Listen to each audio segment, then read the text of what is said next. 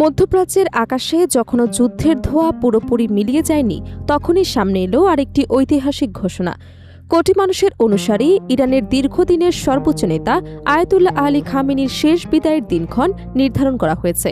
Tehran থেকে কোম, তারপর মাশহাদ।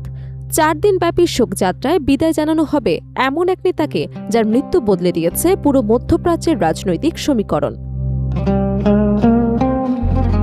ইরানের কর্তৃপক্ষ আয়াতুল্লাহ আলী খামেনির জানাজা ও দাফনের কর্মসূচি আনুষ্ঠানিকভাবে ঘোষণা করেছে। বিদায় অনুষ্ঠান তদারকি কমিটির মুখপাত্র ইমান আত্তার জাদে জানান, শহীদ নেতাকে বিদায় শিরোনামে 4 দিনব্যাপী এই কর্মসূচি অনুষ্ঠিত হবে। ঘোষণা অনুযায়ী 6 জুলাই রাজধানী তেহরানে শোকযাত্রার মাধ্যমে কর্মসূচি শুরু হবে। পরের দিন 7 জুলাই পবিত্র নগরী কোমে অনুষ্ঠিত হবে নামাজে জানাজা ও গণশোক যাত্রা। এরপর 8 জুলাই মরদেহ ইরাকে নেওয়া হবে। সবশেষে 9 জুলাই মাশহাদে আয়োজিত হবে চূড়ান্ত শোকযাত্রা। পরে ইমান রেজার পবিত্র মাজার প্রাঙ্গণে খামেনিকে দাফন করা হবে। কর্তৃপক্ষ জানিয়েছে, পুরো কর্মসূচিকে জাতীয় শোক এবং ঐক্যের প্রতীক হিসেবে উপস্থাপন করা হবে।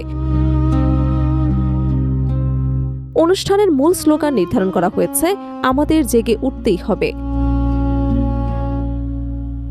পাশাপাশি মুষ্টিবদ্ধ হাতকে প্রতীক হিসেবে বেছে নেওয়া হয়েছে, যার দৃঢ়তা, প্রতিরোধ এবং অটলতার বার্তা বহন করবে বলে আয়োজকদের দাবি।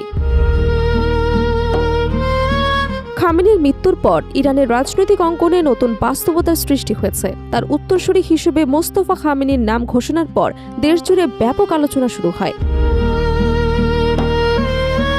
বিশ্লেষকদের মতে, এই শোকযাত্রা শুধু একজন নেতার বিদায় নয়, বরং এটি মধ্যপ্রাচ্যের রাজনীতিতে একটি যুগের সমাপ্তি এবং নতুন অধ্যায়ের সূচনার প্রতীক হিসেবেও বিবেচিত হবে। উল্লেখ্য, গত ফেব্রুয়ারিতে ইরানে যুক্তরাষ্ট্র এবং ইসরায়েলের হামলায় আলী খামেনি নিহত হন। তার মৃত্যুর কয়েকদিন পরে ইরানের নতুন সর্বোচ্চ নেতা হিসেবে তার ছেলে মোস্তফা খামেনির নাম ঘোষণা করা হয়।